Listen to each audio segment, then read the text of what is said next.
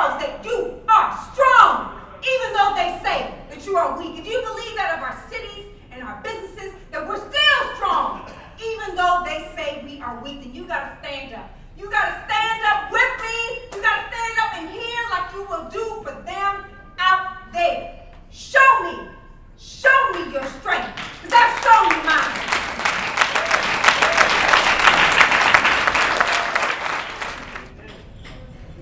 So really, thank you so much. Thanks so much for producing that video and showing that video tonight. I want to thank Chairman Dale, my good friend Larry Ivory, all the sponsors and the matchmaker companies and the government partners, all of our esteemed other speakers, honorees and the mayors and the other political servants, all of our fantastic VIP guests and staff and volunteers, the affiliated chambers, everyone in the Illinois Black Chamber family. Thank you all for being here, for being a part of this wonderful convention. I'm so humbled and honored to be your speaker tonight. So I must, before I begin, put my heart in a platter for my friend, our friend, Larry Ivory, for making this possible, for inviting me, for supporting me from the very beginning. 10 years ago, my first speech about our pledge, our year, was at the Illinois Black Chamber of Commerce. So thank you so much. Thank you for honoring my family and our experiment in this special way, and I hope my words honor you tonight, Larry.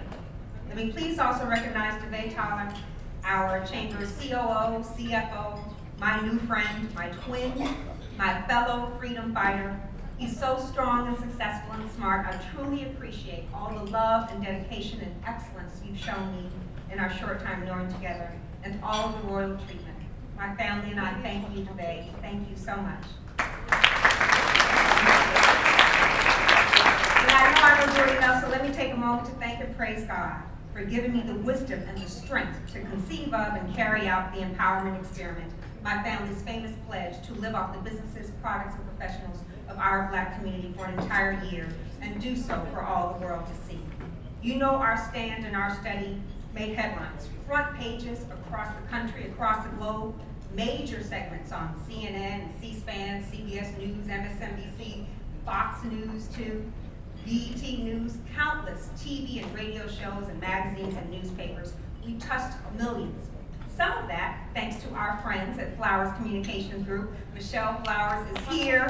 Please clap for her. Let me tell you why. Not just because she's an outstanding entrepreneur who cares about her community, but when she heard about our pledge and what we were doing for the community, she offered to donate a whole year of her public relations services to the empowerment experiment. She helped us get a lot of that press, and she did it for free. After the year, I wrote my book, Our Black Year, a critically acclaimed tribute to our Black business history and a detailed account of our stand. Then, Kellogg Business School at Northwestern completed a landmark study based on our journey and the data and the receipts that we collected. My family made history, the first ever real-life case study in self-help economics, generating the most media attention ever on the plight of Black-owned businesses and our country's still very racially divided economy. Here are a few more highlights. My family spent over $94,000 that year that we wouldn't have with Black-owned businesses. Over 90% of our spending went directly into underserved, poor Black areas. We went without. We were disappointed by the number of markets and industries where we still suffer from a complete lack of representation. We were disheartened by our own people's lack of pride and solidarity. Our hearts ached seeing what our people, Black people, go through in these food and retail deserts. Can't get a fresh piece of fish or a banana, forced to settle for inferior goods and services, extortionate prices, and enduring disrespect from shop owners who won't live in the community, sometimes don't even hire from the community, but use the community's money, poor Black people's money, to send their kids to college. And it was hurtful and fearful being called a racist for doing this, a Nazi, and the other popular N-word, getting death threats and hate mail. And it hurts my heart when I think about what I put my little girls through. They were begging me, their mama, for fruit and toys, going to school crying because their shoes were too tight, and belly poking out of their shirts, and coming home crying because they were teased, all because it took us 5 whole months to find one Black-owned shop offering toddler clothing and shoes. I made my daughters eat gas station food like old bologna with a side of over-sugared cereal for dinner because the one Black-owned grocery store we could find closed 5 months before we finished our year. And all of the businesses we sought and supported, the ones we loved and lived off of, not just Kareem's grocery store, the ones you read about in the book, they're all gone. And less than 2 months after we finished our historic year, my mother died in my arms, suffering that whole year from pancreatic cancer. My immigrant mother, a Cuban farm girl, who never made it to high school but was wise enough to teach me that our being from Cuba didn't make us not Black or less Black. That just means that my Black ancestors got dropped off a little earlier. That's what Nina taught me. And she was sick that whole year, and I know that she suffered longer than she needed to just to live to see her only American-born child fulfill this important pledge to her community and country. We lost a lot that year, but we learned a lot too, and that's really significant because before that year, John and I thought we had it all and that we knew it all. My husband John is from Detroit. He went to Harvard for undergrad, and he got his MBA in finance and economics at Northwestern in Chicago.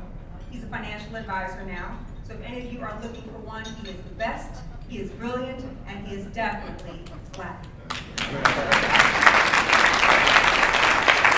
I grew up down south in a tough town called Liberty City in Miami, Florida. Then I went to Atlanta for college at Emory University and was able to serve as an aide to civil rights icon Congressman John Lewis. After Atlanta, I headed to Chicago too, like John. He went to Northwestern, but I went to the University of Chicago for my MBA and my law degree, where I learned constitutional law among many other things from one then Professor Barack Obama, 44th President of the United States. And we fell in love while we were in graduate school. Now that's John and I, not the President and I. Y'all don't get Michelle coming after me. After that, we found great jobs at big companies. We bought a home in a pricey suburb. We had our own 2 beautiful little girls, and we're living out our fancy and fantastic fairy tale life.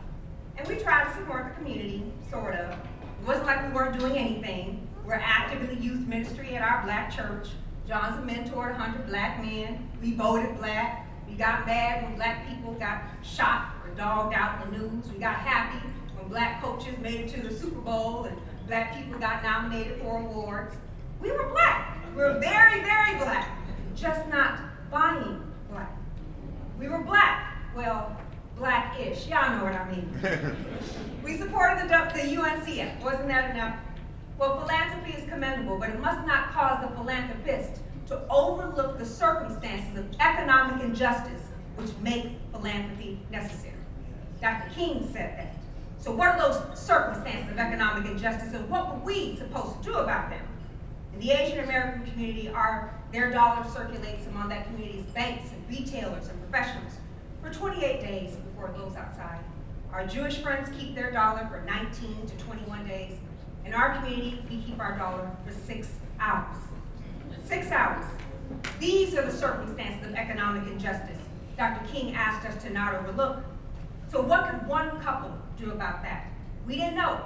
But we did know something else, that before integration in Dr. King's young life, we had locally owned businesses, and we supported each other, and our dollar circulated in the community for years.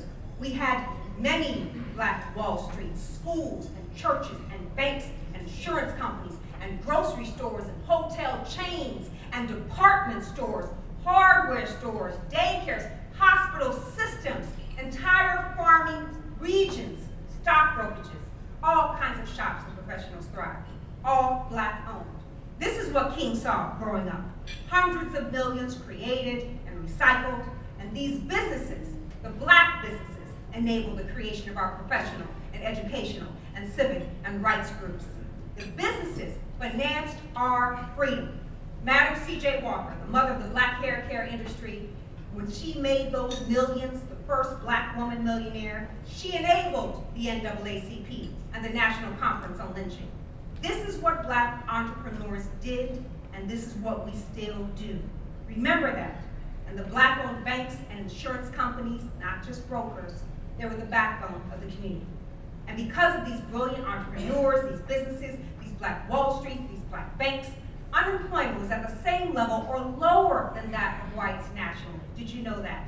From 1880 all the way through 1940. Lower. Black people employed each other and self-sustained in vibrant neighborhoods in Tulsa and Durham and Tampa, and Jacksonville and Louisville and Fort Lauderdale, Harlem, Auburn Avenue in Atlanta, Bronzeville and Chicago, pockets of power and prosperity. But it wasn't easy. Over 90% of the lynchings of blacks that happened was of black business owners. Thousands of black people died just for doing what you all do today. When that black Wall Street in Tulsa was bombed and then burned, racist crowds watched the destruction of those stores and those homes, and those schools and those churches. Don't forget them. Don't forget that. Don't forget about the fact that Dr. King died fighting for black-owned businesses. He called on us to unite and fight for economic justice. In those last days, after the boycott, after the March on Washington, after the Civil Rights Act, after integration, he saw that we were losing our economic fight. He saw that we were losing our economic might, and he feared that those civil rights victories may have come at the expense of the entrepreneurial and business and economic ones. And in hindsight, we see that those fears were warranted. So in that famous mountaintop speech that he delivered the day before he was murdered, the day he led the protest in honor of the sanitation workers, he devoted the last half of that speech to economic justice and empowerment, not just civil rights. He spoke of our collective buying power. He spoke of an economic withdrawal from businesses that discriminated against black workers and mistreated black customers. And not just that, he specifically, outwardly, spoke up for black-owned businesses in that speech, not just for the right to go to segregated ones. King said, we've got to strengthen black institutions. I call upon you to take your money out of those banks downtown and deposit it into Tri-State Bank. I want a bank-in movement in Memphis. We want you to follow what we're doing. We mean the SCLC. Put your money there. That's what King said the day before he was killed. He asked us to support the banks and the businesses. We did not. And in the 2 decades after Dr. King's murder, it became fashionable to abandon our banks and our businesses, to show and prove how equal we were, that we were good enough to buy the products and shop at stores and spend and invest in businesses that were once denied us.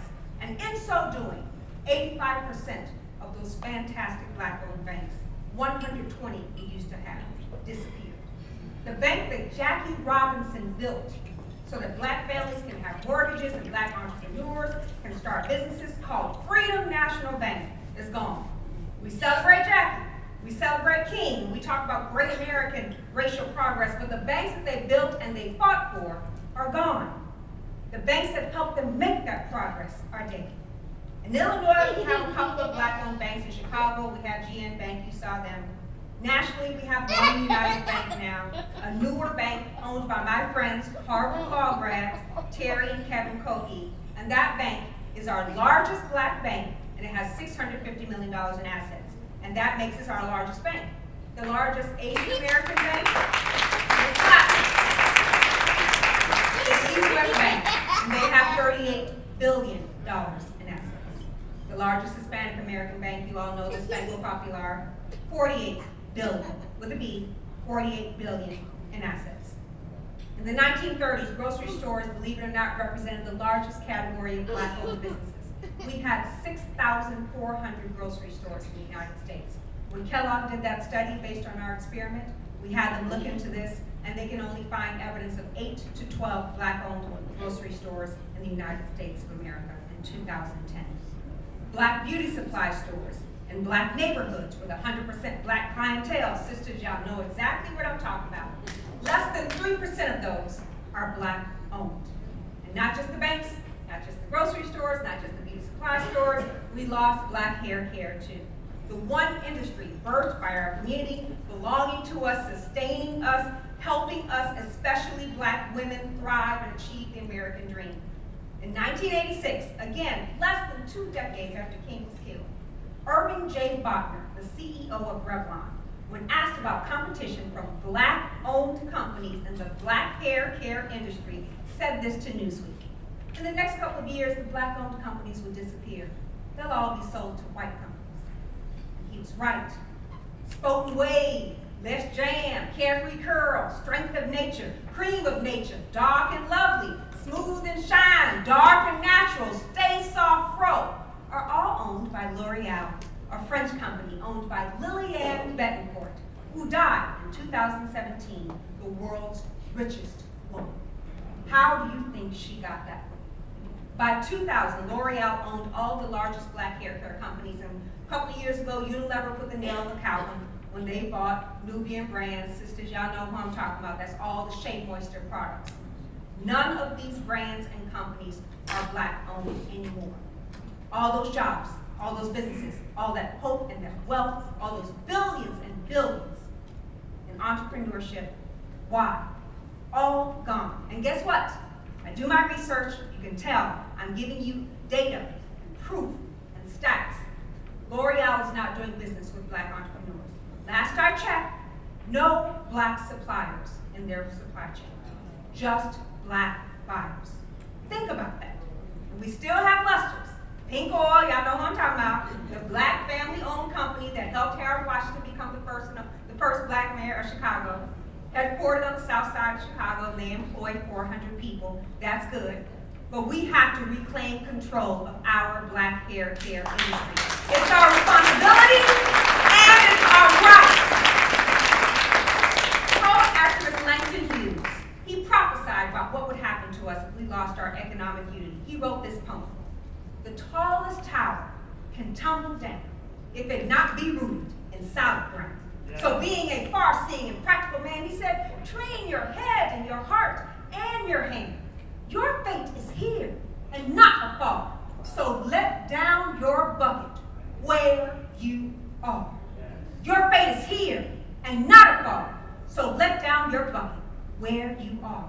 Put your money there, King said. Let down your bucket, Langston said. So I listened to Langston and I pour into my bucket every day. My coffee, my pizza, my alarm system, my cleaners, my pediatrician, my dentist, my neurologist, my optometrist, my reading glasses, John's glasses, my wine, my vodka, my popcorn, my nightclub, John's dress shirts and suits, the child supplements, all my makeup, perfume, hair products, the restaurants I go to, the hotels I stay at, the jewelry I buy, my designer purses and shoes. My spa, shout out to Viola's, who came to support the Black Chamber of Commerce convention for the first time ever. What else? Oh yes, my mortgage too. All Black, all top quality. John's shaving cream. Yes, he gets razor bumps like a lot of Black men, but that doesn't mean he has to use Magic Shade. There are others.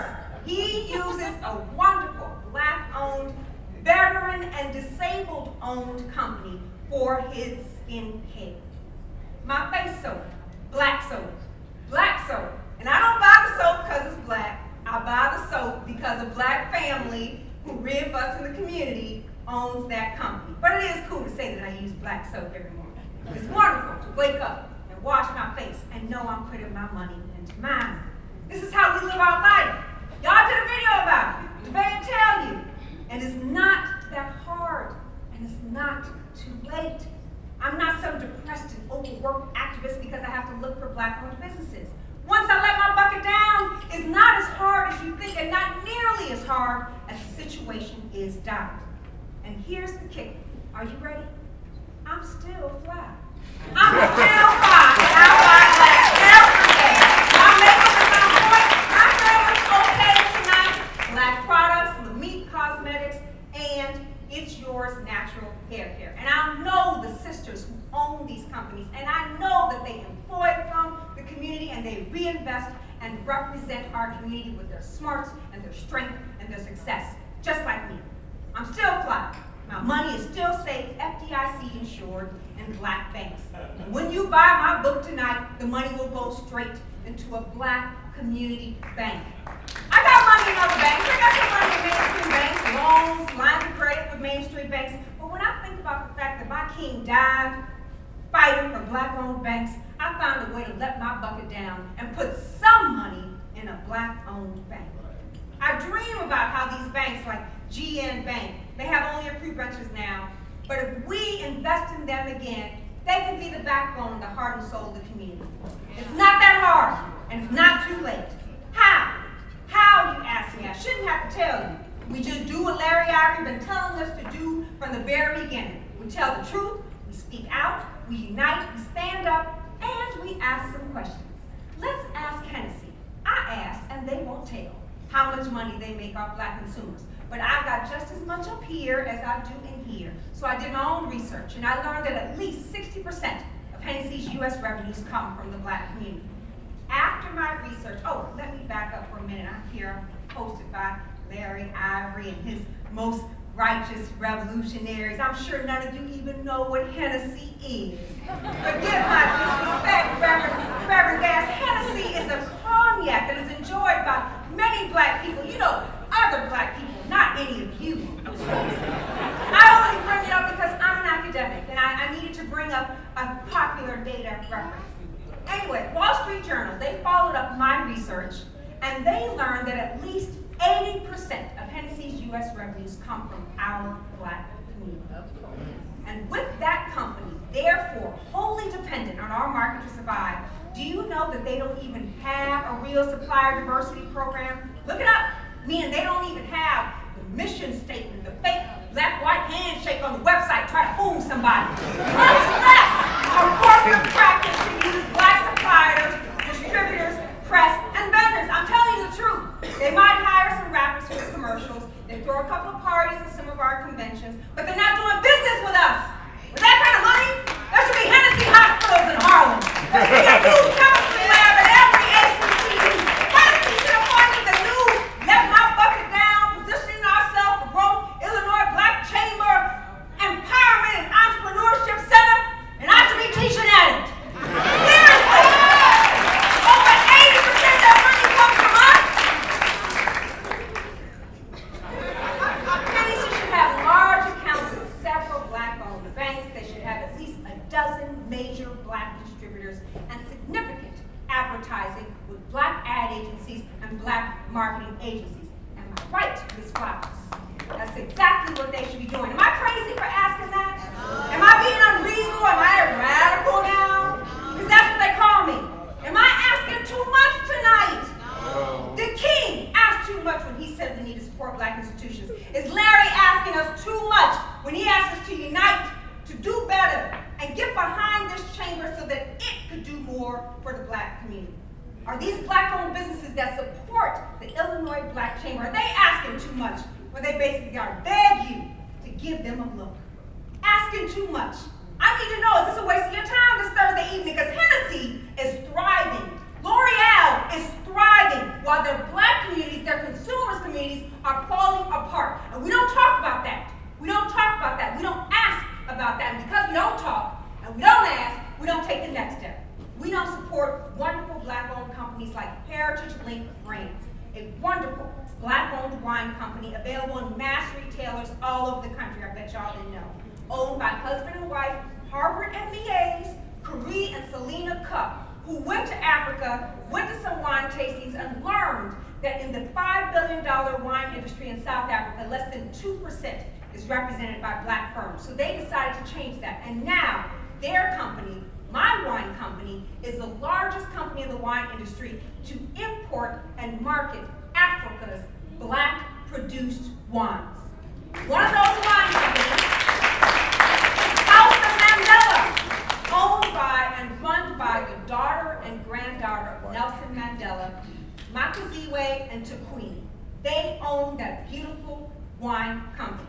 My favorite heritage wine, though, is Bukatrabe. I love Bukatrabe. I drink a lot of Bukatrabe. A lot of Bukatrabe. And I got to, because there's nothing that Maggie Anderson won't do for the movement. If I got to drink that wine,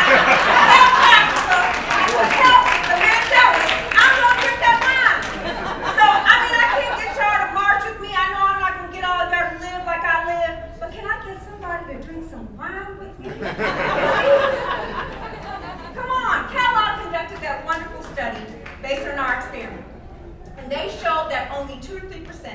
of the over $1 trillion in back buying power that we have comes back to black-owned businesses. That's terrible.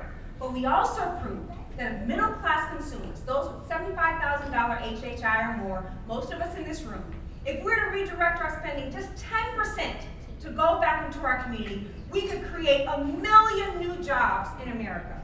1 million new jobs. Our research showed that our businesses are so woefully undersupported that that little bump in support would have a geometric impact.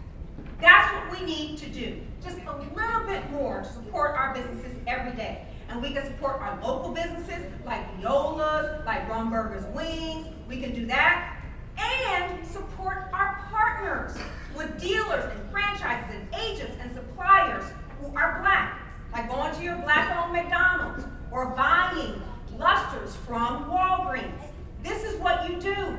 These are the easy things that we can do. Because my daughters need to know that not only they can buy from Sears, that was the 50s and 60s, or work at Sears, we fought for that. My daughters need to know that they can own Sears. So I hope that somebody in here is ready to fight for that too.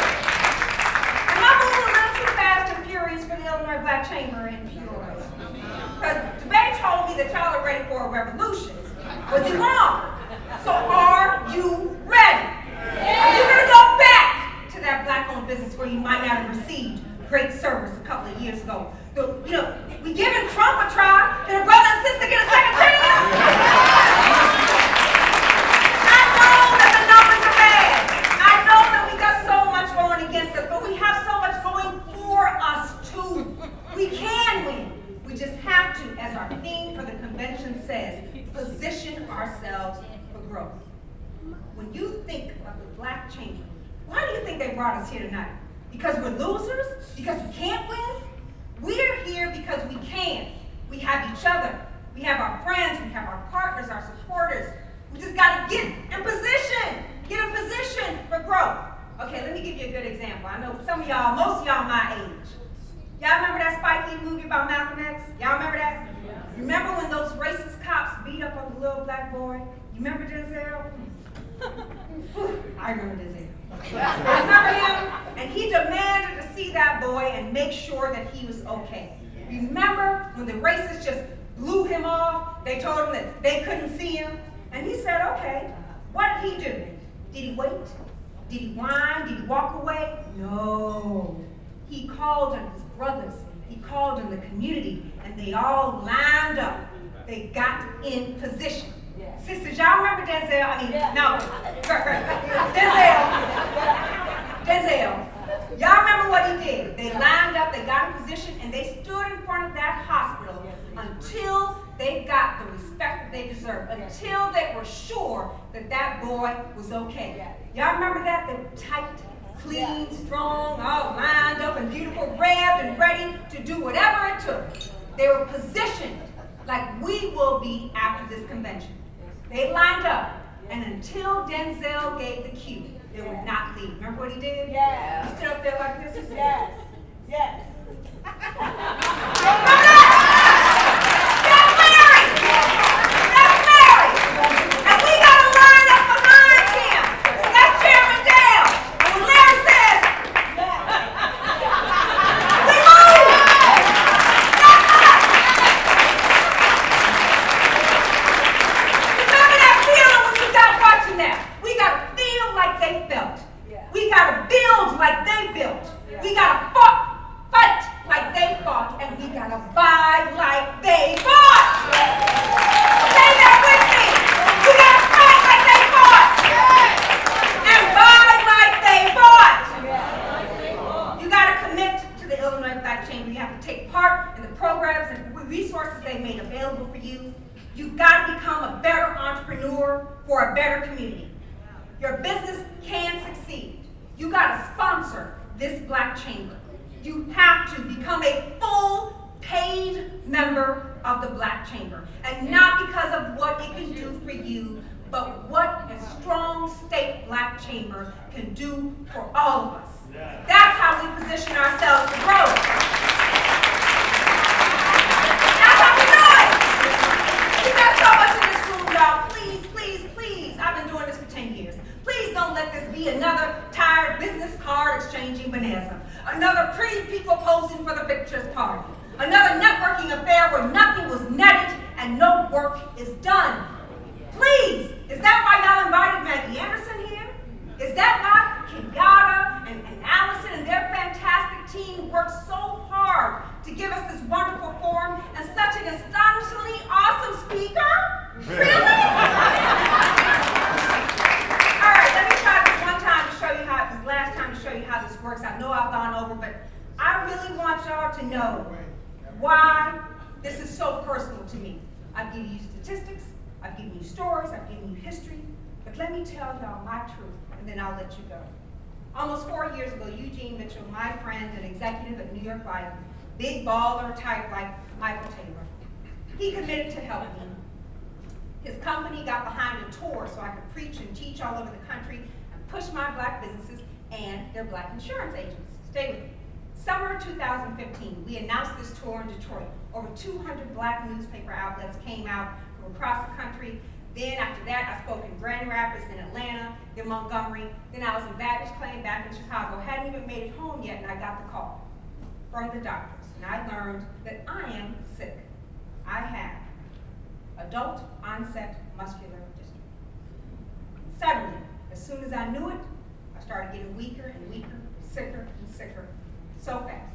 It happened so fast. I couldn't walk upstairs. I couldn't drive.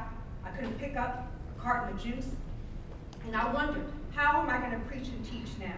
How am I going to fight now? So I called my friend Eugene to tell him I can't do the tour anymore, that the empowerment experiment is over. And then Eugene, to prove his unyielding faith in me, he asked me to still come speak at this big insurance conference that was coming up. My condition had worsened, and I could barely get out of a chair. I was sad, and I was scared, and I was worried about people staring at me, pitying me, and I didn't want to do it. I'd been running 4 miles a day before that speech, 6 months before that speech, and then the doctors had just damned me to a wheelchair and an early death. Right when my dreams started to come true for this movement, right when my calling had become crystal clear, right as my little babies were becoming little ladies, everything I had worked for was crumbling and crashing in front of me. I could barely stand up, and I was supposed to give a speech about taking a stand. As weak as I was, God was still telling me to tell these people how to be strong. So I did. I did anyway, and it was amazing. Amazing. So amazing that this one black-owned paper company out of Birmingham that I preached about that night is now New York Life's primary paper company. Let me tell you something else that happened that night. After they helped me off the stage, everyone jumped out of their seats. The audience surrounded me. They were hugging me and holding me and crying for me. All these strangers, all races, because they saw I was sick. They saw that it looked like I wasn't going to make it through the year, and they decided not to ignore that or overlook that. They came to me, they laid hands on me, they prayed for me, and I truly believe that on that night, I was healed. I believe I was so faith for staying true to this movement. I'm telling you it's true. Since that night, I've been getting stronger. A few days after that night, I got off my medication. Ever since that, with every event, every church or business or group or school I work with, I get stronger. Every time I'm out there with y'all, with every event, I come home stronger. It's been happening like that consistently for over 3 years. If you need any more proof, you finally see how this works. What I learned is that in this movement, we got to lift up those who need it, even when we need lifting up ourselves. We got to make a sacrifice first and just know that the strength will follow. That's how this movement works. That's how we grow, and that's how we heal ourselves.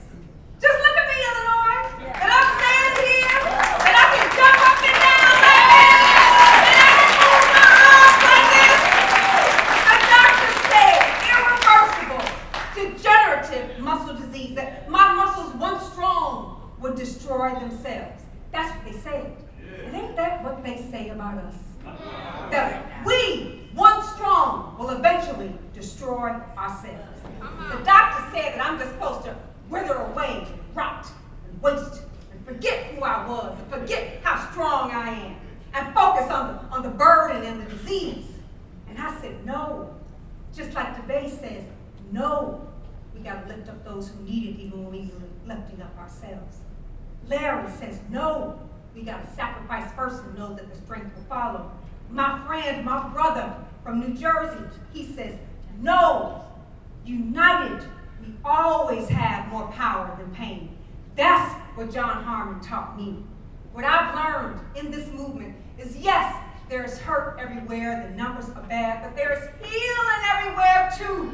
There's healing everywhere too. There are miracles for all of us in this movement. Do you believe me? Yes. Do you believe that happened? Do you believe in this movement? I do. I believe now. I believe just like King did before he died. Because I peered over that mountaintop too.